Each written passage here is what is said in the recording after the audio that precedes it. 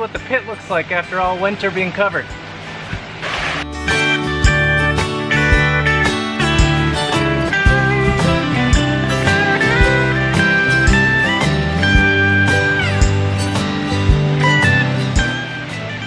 Well, looks like we found water level.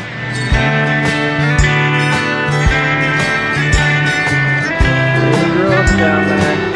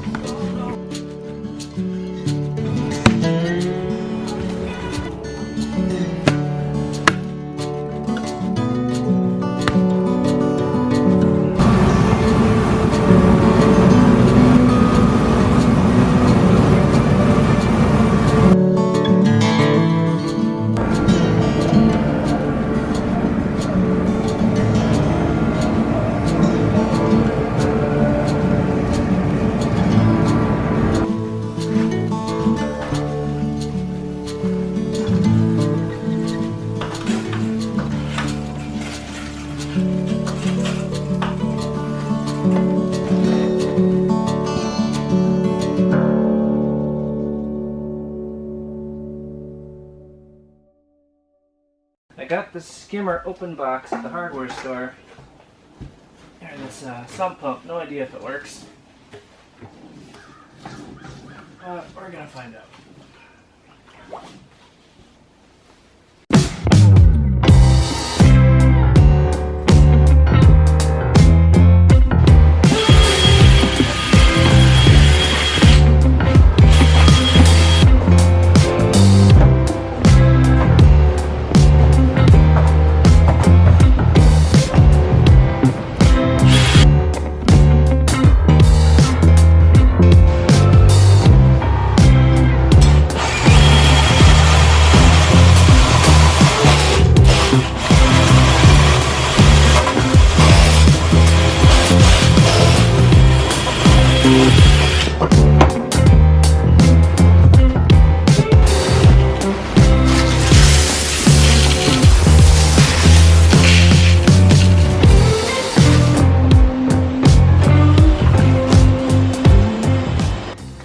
This is the sump pump, and this is the floating thing. Once the water level rises, it triggers the sump pump to turn on. It goes up this tube, and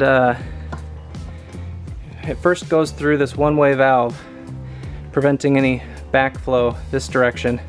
Not that that's important for water that goes that way, but the main reason is because I've got this extra T here with another valve that gets smaller and smaller to 1/2 inch. It's going to eventually go to a 1/4 inch, and I'm going to hook up air here at low PSI, like 40 PSI. But what's going to happen is I'm going to detect when this sump pump turns on to drain the basin or the pit. And in winter months, that could be, because I didn't bury the line that eventually goes out of the greenhouse, that could be, the line could freeze.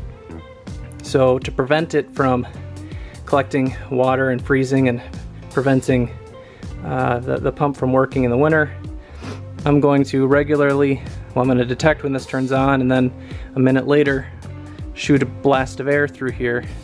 The air will go this way and will not go down because it's going to be stopped here, and the water also can't go into where the air is and fill up the air compressor, and it will shoot water up and air eventually following it up and out of the greenhouse and blow out the line. That's the plan anyway. Let's finish digging out the basin for the pit, and I don't know, it's like 22 inches deep or something. And I'm standing in the pit, which is, there's ground level, which is at about my hip. I think it's 3 inches, just over, or 3 feet, just over 3 feet deep. And what I did today is I dug out the pit, or the basin, and then laid a 4-inch corrugated tube with holes in it, and gravel, so that this pit can empty out into the basin. The reason that's important is because this is below the water table at times. During the summer it doesn't seem to be, but during the spring it seems to fill up in here. So we will empty it out, and as a secondary purpose we will also have any wastewater go down into the basin, and it will be ejected out of the greenhouse that way. So kind of a 2-for-1.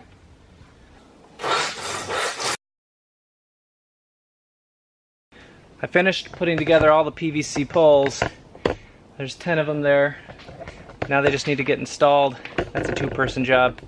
And then I've been going in and out of this pit. And it's pretty humid in the pit from just some of the groundwater. So this trap door, this giant 4x8 3/4 inch trap door, gets waterlogged and just weighs a ton. So I installed some gas springs or shocks, same thing you'd put in your car trunk, and it holds it. It's about the perfect pressure. 2 80-pound shocks. Today it got a little bit warmer. It's about 50 degrees outside, still a bunch of snow on the ground. And my sump pump, so this was dry this morning, the entire pit, and my sump pump, as you can see, is just turned on. A few minutes ago I noticed there was a couple inches of standing water, and I mean that pit was to the bottom, there was no water. So I turned it back on to empty it out, and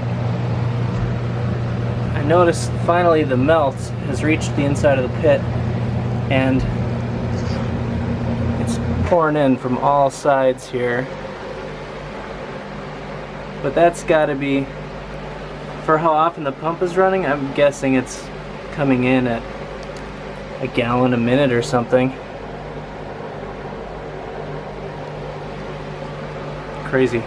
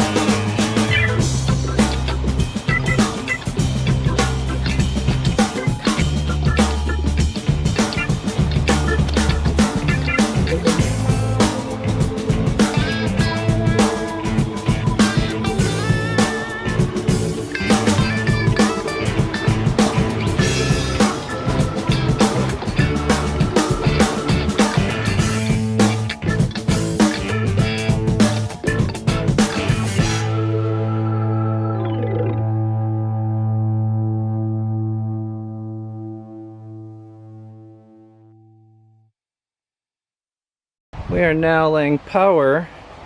Could have just laid extension cords everywhere, but I wanted to protect any power with some conduit and some GFCI outlets. And we're going to put these outlets at the four corners of the greenhouse, and then on some of the posts and in the pit.